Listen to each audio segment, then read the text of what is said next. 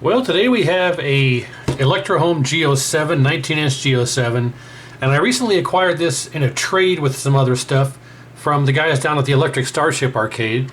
And there's a sticker on here that says G07 CBO not working. Well, not working can mean any number of things, but I can tell you right off the bat that somebody has installed the wrong fuse on here. They've got this slow blow fuse in here, and it's supposed to be a fast blow, so that's the wrong kind of fuse right off the bat. Secondly, they went ahead and just soldered it to the sides of the existing fuse instead of taking the old fuse out and putting this all the way through with the leads on. It's kind of a weird contraption here, so we'll have to figure that out. But also, I can tell you right also off the bat that the B plus pot is not set properly. You can see it's roughly at the 11 o'clock position, and it's supposed to be over about the 5 o'clock position. So right there where it's at is not even close to where it's supposed to be for 120 volts. The B plus on this is supposed to be 120 volts DC, and if in this position here, it's not even close. It's supposed to be roughly for about 120 volts just off memory. Right there is where it's supposed to be. So that was another problem there. I don't even know if this, well, putting a slow blow in there instead of a fast blow can cause all other kinds of problems. But see, this is what's supposed to be in there. It's a fast blow, and they got a slow blow in there.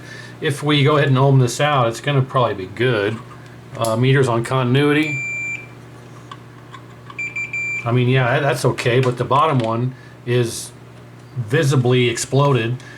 The other one over here, the 1.25 amp, is good, and usually when that one is blown, the flyback is bad. But somebody's already replaced the flyback, and they did put the wire through the little channel here. Putting the wire through the channel is almost, you hear about these replacement flybacks exploding, cracking in half and all that. Most of the time it's because they don't have this routed through the channel here, because you don't want to leave this excess wire here. Believe it or not, this does matter. So routing this through here is important, but also you want to get rid of the slack. So we need to kind of cut this off of here, all this extra slack here, and just kind of go right to this like that. That's really kind of ideal in what you want, something like this. You don't want all this extra slack here because it creates resistance and inductance on the line there. So we're going to fix that. But just giving this a cursory look over, all I really noticed was the extra wire here needs removed, the fuse situation, the B plus pot wasn't adjusted properly, and there's some hackery going on here with the neckboard wires that looks like they took the neckboard off to do the repair, or the cap kit has been done, the curl mod has been done where you move the capacitor there. It's in the instructions for the cap kit. The new flyback's installed. It's relatively clean, just a little dusty. They got the replacement horizontal width coil in there. And looking at the back side,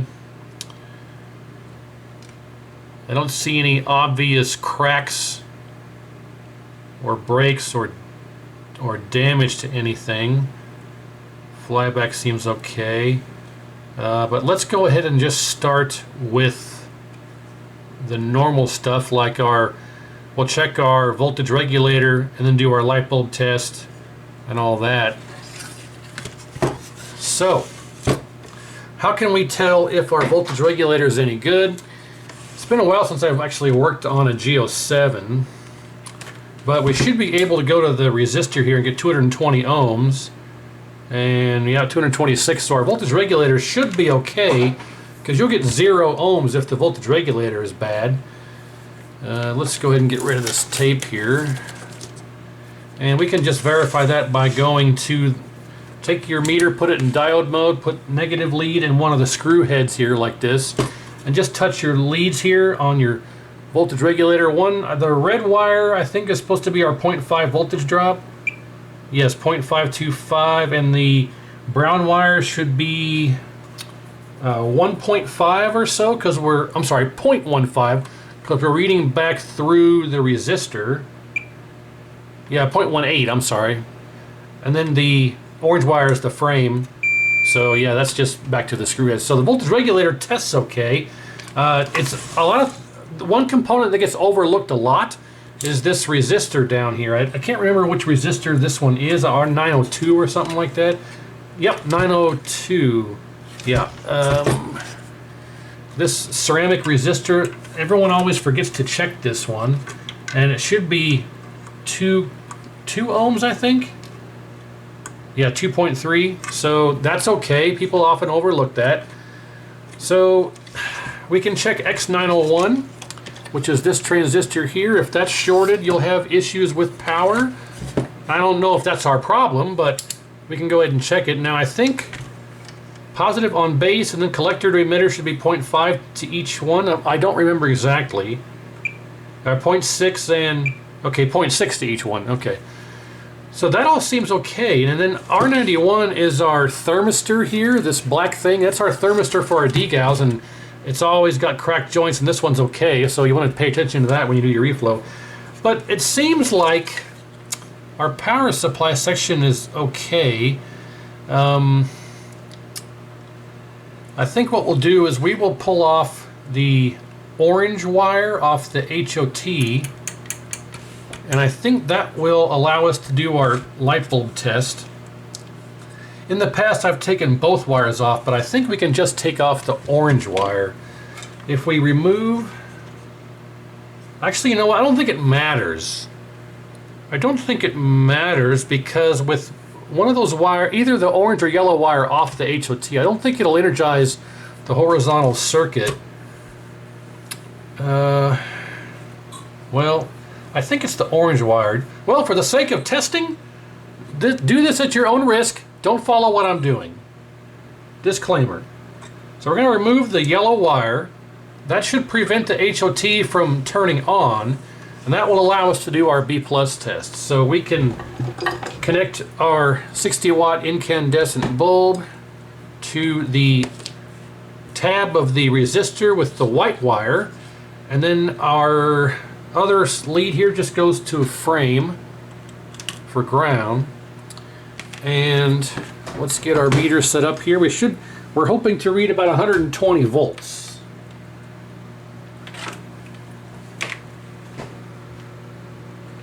Okay. Connect our ground to frame as well. Power to, or positive to there as well. Volts DC. Okay, power. Someone's got the connector cut off of this, but that's okay. We'll just shove these wires in here.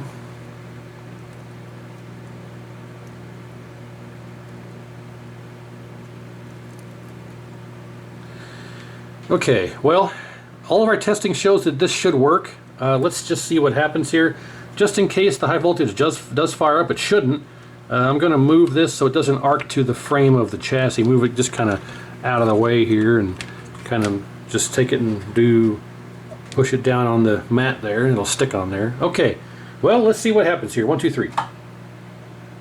Okay, yeah, 118 volts. And we'll try and turn this to get to 120. Well, 118.19 is the highest it goes. But that's okay. You can see I turn it down, 91, and bulb gets brighter, 118. So right now it's maxed out, and we're reading 118 volts. So power supply is working.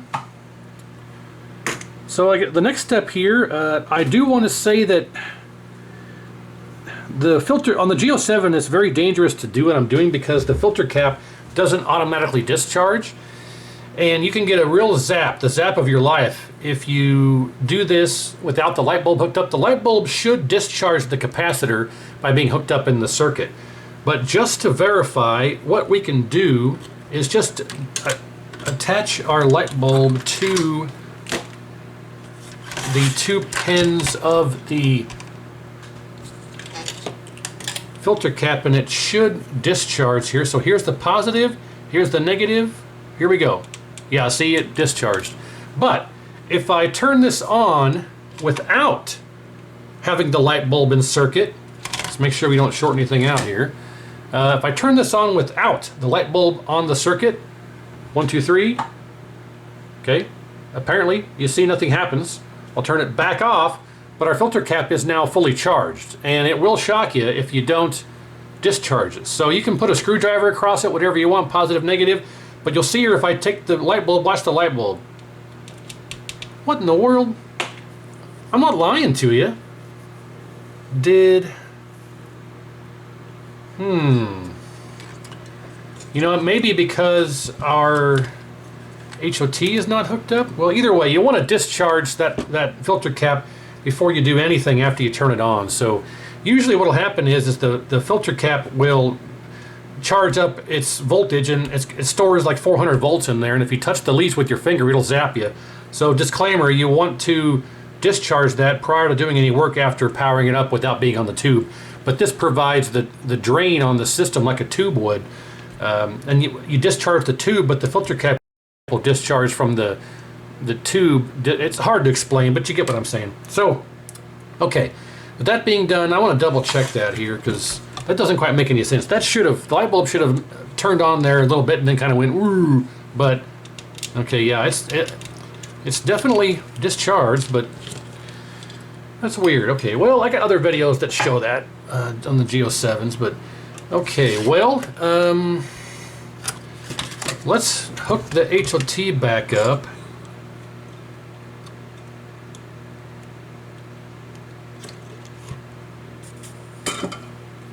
And then we'll test the HOT. So again, we'll go to diode mode on our meter. And to test the HOT, negative lead, just like the voltage regulator, negative lead on one of the screw heads, and we should get a 0.5-ish voltage drop to the red, I'm sorry, the leg with the orange wire and the leg with the yellow wire. So we'll go to the yellow wire first, 0.46, and the one with the orange wire, 0.46. So our HOT is good, our voltage regulator is good, our light bulb lights up. We got 120 B plus, give or take. So the fact that this says not working makes me wonder if we have an issue with this. So there is a fusible resistor here, this 220 ohm resistor right here, this one, that can open up and give you power problems. This could be going into shutdown, which could be an issue with X701 right here, this transistor. We could have an issue with this 68 ohm ceramic resistor. I think that's another fusible resistor. We can test that on the bottom side. That is FR401. And let's just make sure we have 68 ohms across FR401. And we do, so that's good. And we did check R902, which was this ceramic one here. And we know that's good because our light bulb lit up and everything. So I guess maybe it's either going to come down probably to some cracked joints or maybe an issue with X701. Let's test X701, this guy here. This is part of the shutdown circuit. So let's just check and make sure that it's good. Again, I think we can put our positive lead on the base, negative lead, no, positive, yeah, positive lead on the base, and each lead collector emitter should be 0.6-ish, if I recall correctly, 0.674, 0.676. So that transistor is, well, I can't say it's good, but it reads correctly. I got to get in the habit of saying that because when you say that transistor is good, well, just because it reads okay doesn't mean it's not going to fail under load. So I don't see anything initially that would make this be not working. We'll test all of our traces here for our flyback. We'll go continuity, and from here to there to here. That's fine. That's 7. 6 should go to here across this jumper, yeah. 5 should go here, here. 4 should go here. 3 should go there. Make sure this jumper's good. Yeah, okay, that one goes across this jumper to here.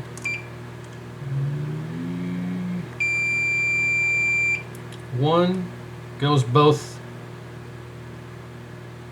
this way and that way. Huh, well, I think we're gonna just grab a tube and hook this up because initial testing here shows that it should work. Actually, you know what, I wanna fix this fuse here first. Oh, we didn't check this 220 ohm resistor. That is FR901. 901 here, 401 over here. So we got to check 901. I forgot that. Overlooked it. I got ADD, okay. 901 should be 220 ohms. 221. So unless we have some type of cracked solder joint or broken trace that I haven't found yet, or just after some quick testing, that's really all you have to check prior to trying this. Can I turn these replacement width coils? You have to kind of free them up from the bottom side to drive the core, otherwise they don't turn so well. Yeah, see, that guy is stuck in there. I'm probably going to take that out and, oh, sorry about that.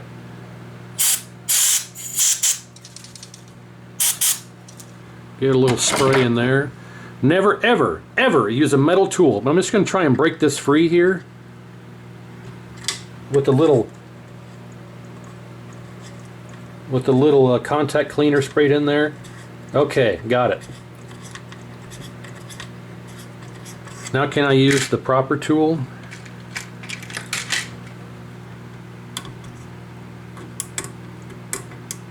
Still not really. But maybe time for me to get a new tool. This one's been kind of chewed up.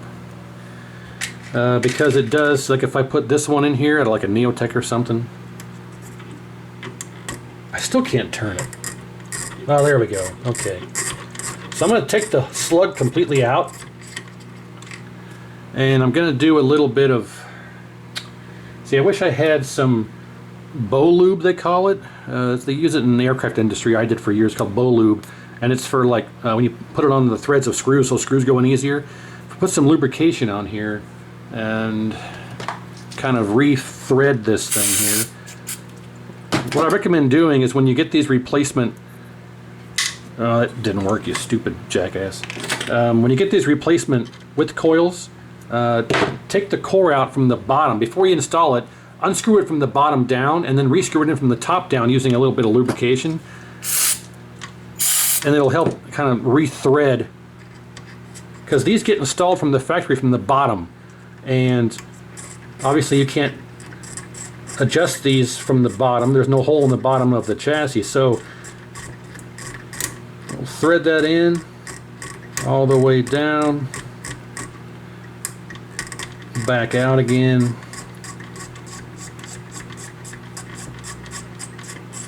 back down, because okay, I think we'll be good there.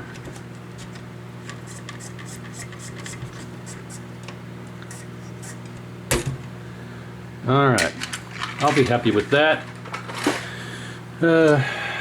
Alright, let's fix this fuse fiasco here.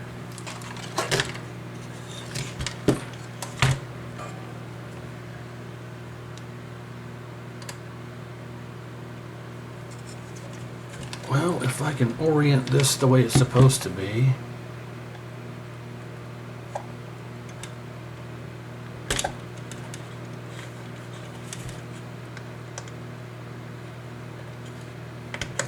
There we go. And you can see here that this is completely destroyed. Exploded with extreme prejudice. I mean, it's black like that. Look, I can't, that's just kaboom. I think somebody, oh! Well, no, I just had a thought. Maybe somebody hooked this up to a non-isolation transformer.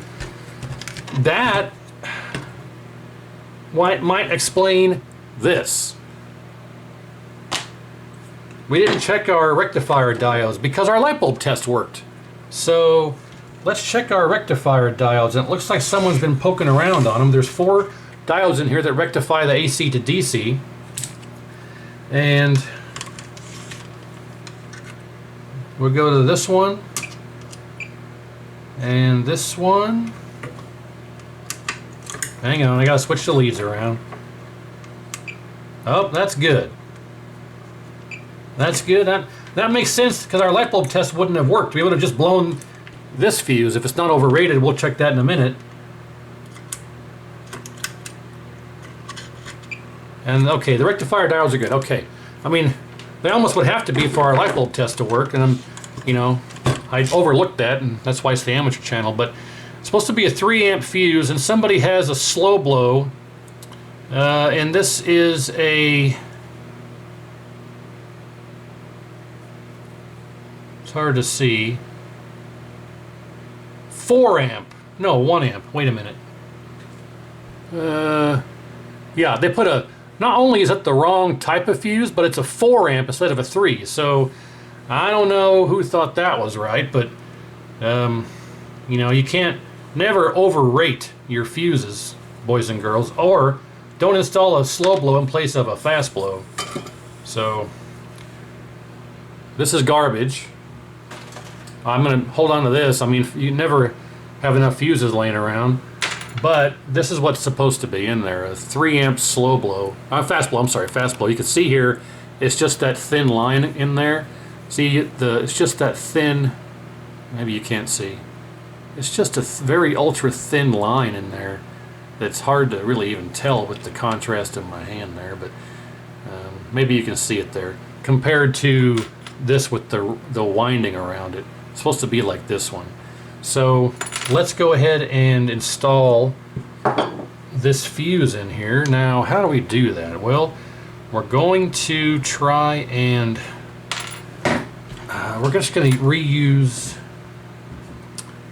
these component legs. Now, this is a very rudimentary way of doing this, but we have to, this solder is not going to stick to that. It won't stick to that. It's too shiny.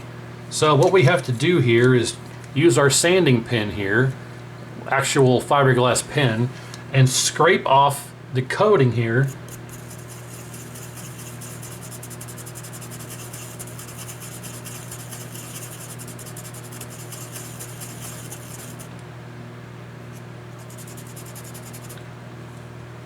We'll try the other side here. Otherwise, when we try to solder to this, it absolutely will not work.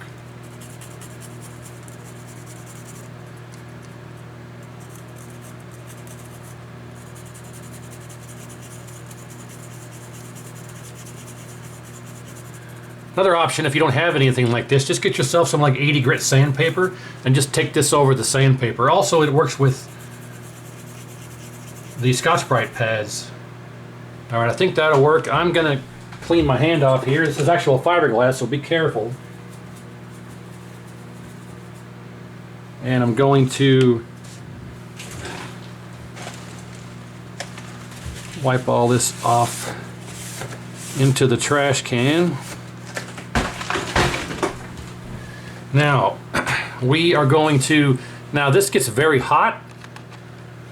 I don't have mechanical fingers. This is the amateur channel, so I'm going to just take this and stick this in my deal of flux that I use. This, I'm going to go doop like that, and you'll see here very shortly that the solder should flow onto here quite nicely, and just like so. Fantastic. That would never happen the other way, and this stays hot for very long. I'm talking like, you know, you can't touch it for like over a minute. So it stays hot for a long time. I'm going to grab some tweezers here and just kind of flip this around the other way. And see, look at this. It's still so hot that it's melting the flux. It stays hot for a good minute or so. Look. So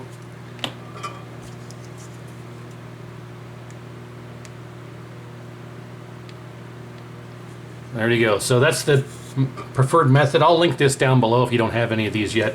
And they do come with a cap on the end. You pop the cap off and there's a refill cartridge in there. So when it gets down to the end here, don't throw it away because there's a refill cartridge in there. You wouldn't believe how many of these I threw away not knowing that there's a refill cartridge in there. Alright, so now what we can do is I'll leave that one stuck in there and we can kind of just cut this lead off of this one and just solder this directly onto here.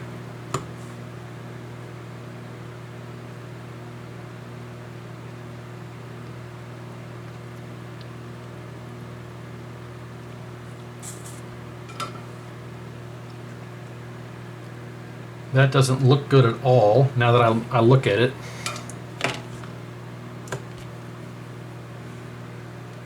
But I couldn't hold it on there any longer. It had gotten hot. Well, that's better, but nothing to write home about. Alright, now we can just flip this around here and do the same thing with this side.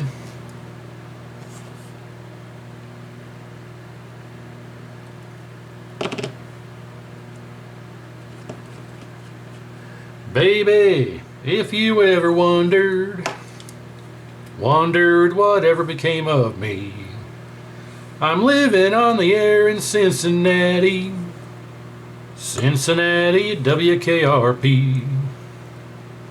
I'm at WKRP in Cincinnati.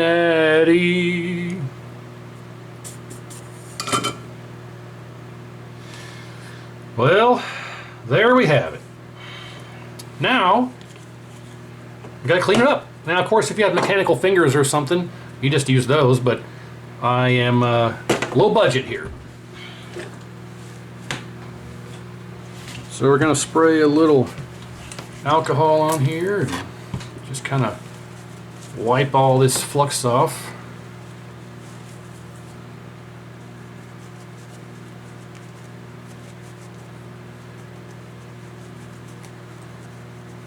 It's going to be quite a messy ordeal if this thing just immediately blows, but it shouldn't, because we know our power supply section is good and our voltage regulator is good, and if our flyback was bad, then our little 1.25 amp fuse would be blown, and it's not. So I wonder if maybe this is just a simple issue of somebody not testing it properly, or I don't know. We'll find out together, me and you. Okay, so now with that done, ideally you would just install a fuse holder in here, and then you don't have to worry about this ever again. You just replace the fuse in the fuse holder. But again, I'm cheap, so what happened to my braid? Here it is.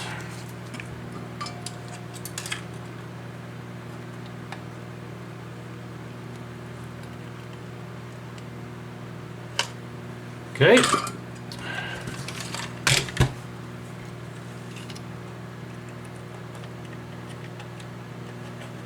Hey, and there we go.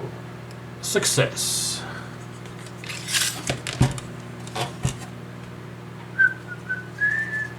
And I'm going to save these in case we have to replace this later, and if I do, I won't bore you with it because you just saw how to do it.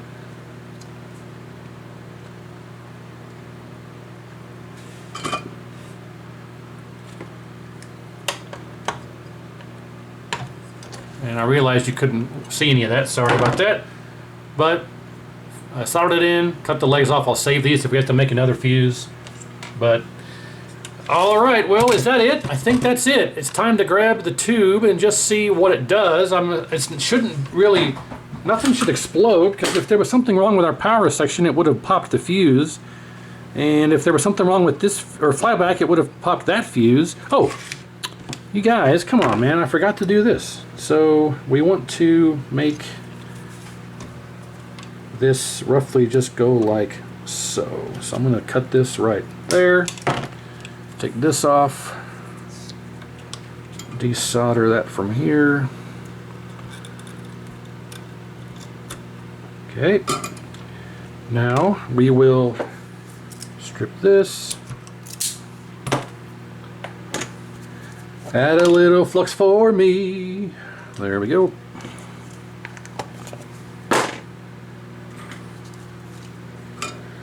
A horse is a horse, of course, and no one can talk to a horse, of course, unless, of course, that famous horse is the famous Mr. Ed, something like that. How the heck does that go?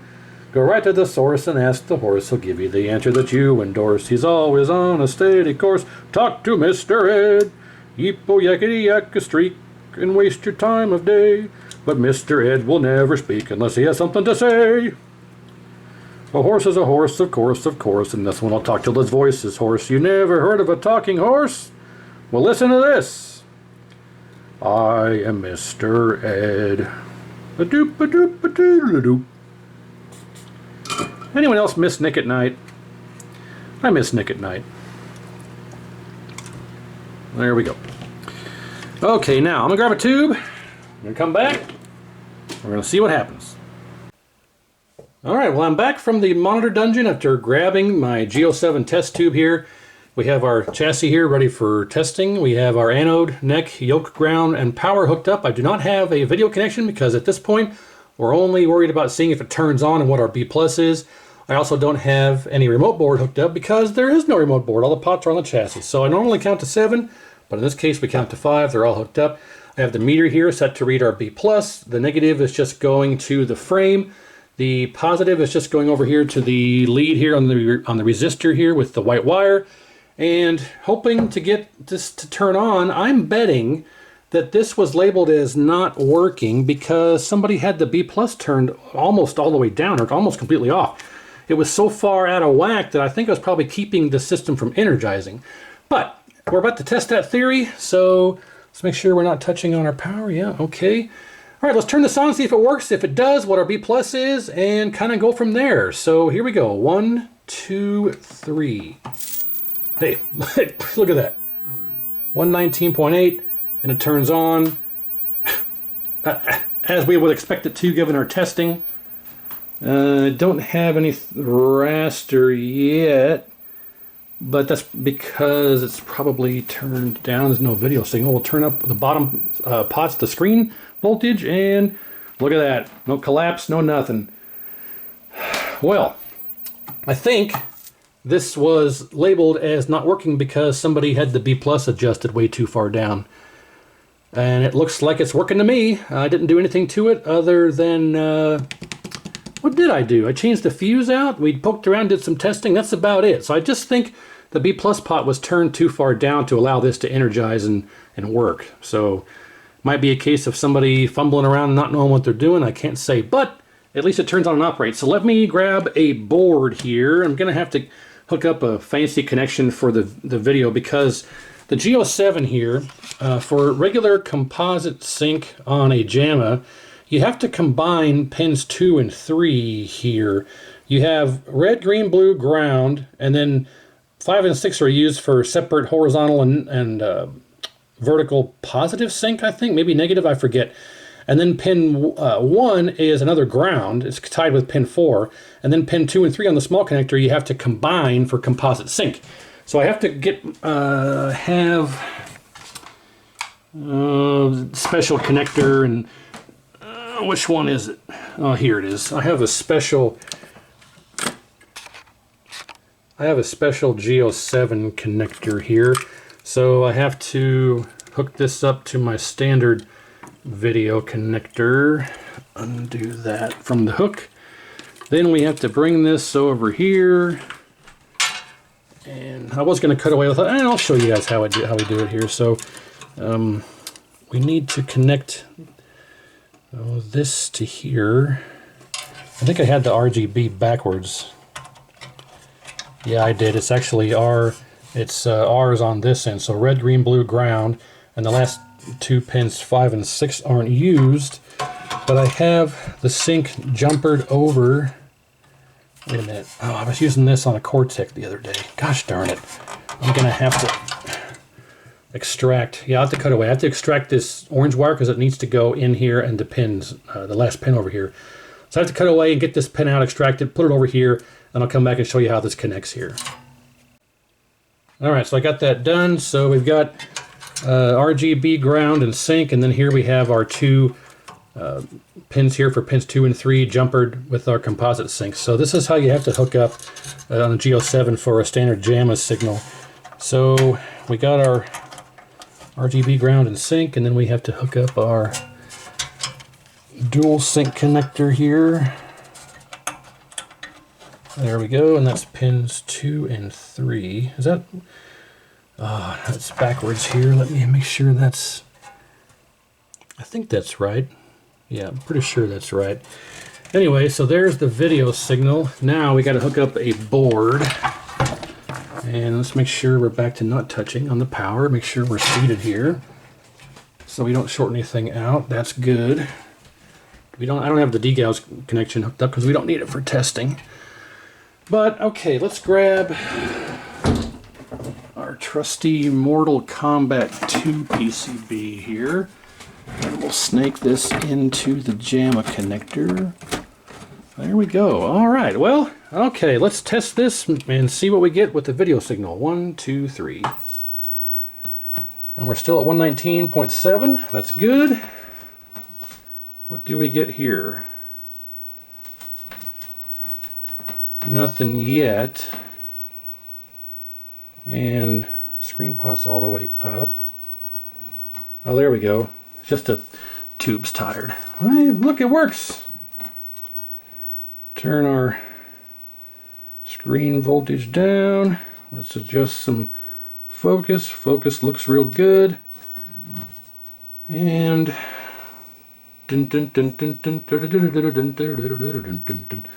all right, well, let me get the camera.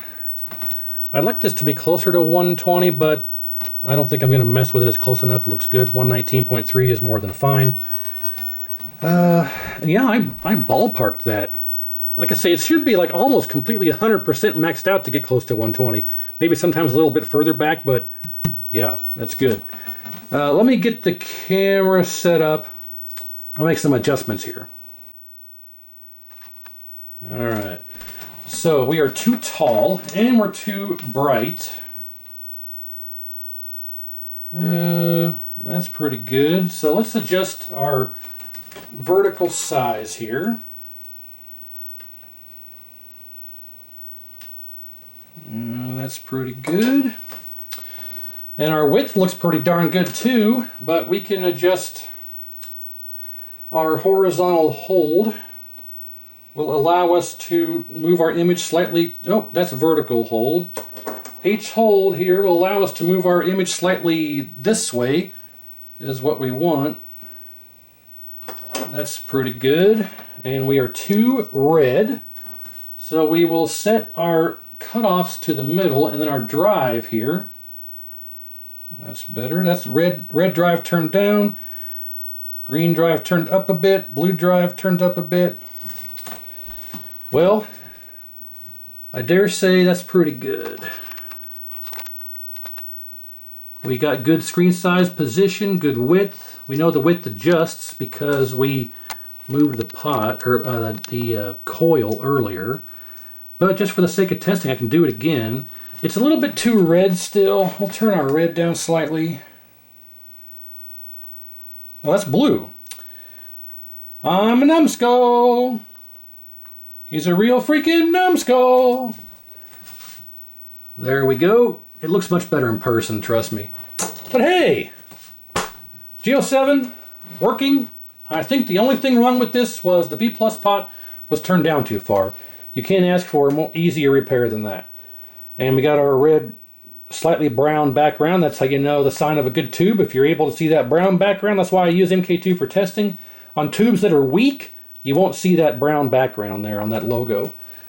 On tubes that are good, you will. Same thing with that Midway Presents. If you see a little bit of blue background in that Midway Presents, the tube is healthy. If the blue background is missing, then your tube is a bit tired on the blue gun. So, all right. I'm going to just go ahead and, for the sake of completion, I'm going to try to turn that width pot, make sure it at least operates.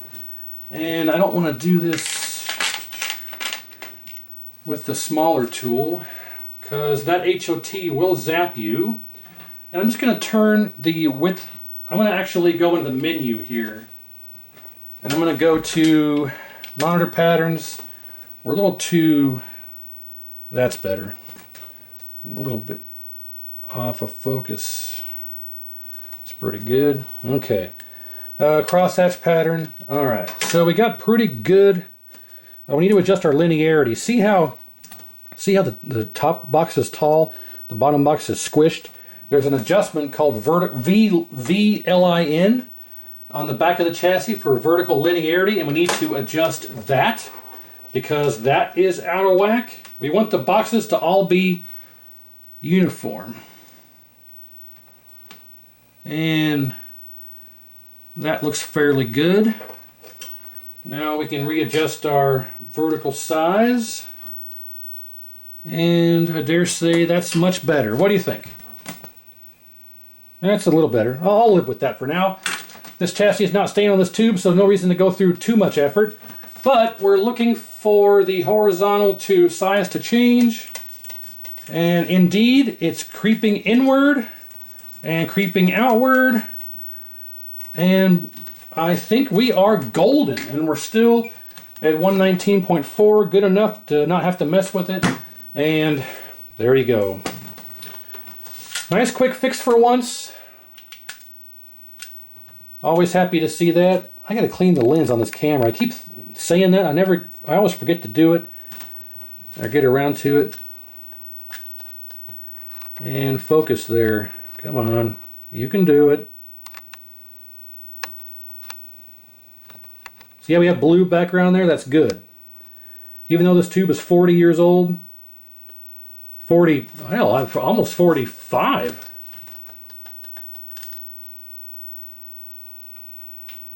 What can I play here with only pressing minimum buttons? Let's try Melina. Watch this. You can't catch me, you can't catch me. Oh, doot, doot. Ah, missed it. Ah, I can't jump. Melina.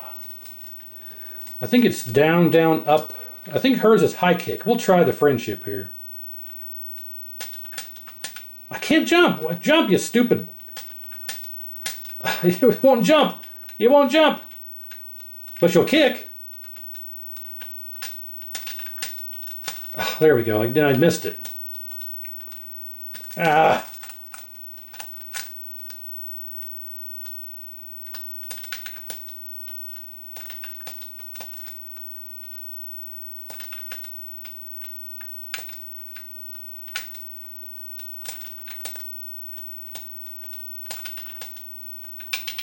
There we go. Okay, well,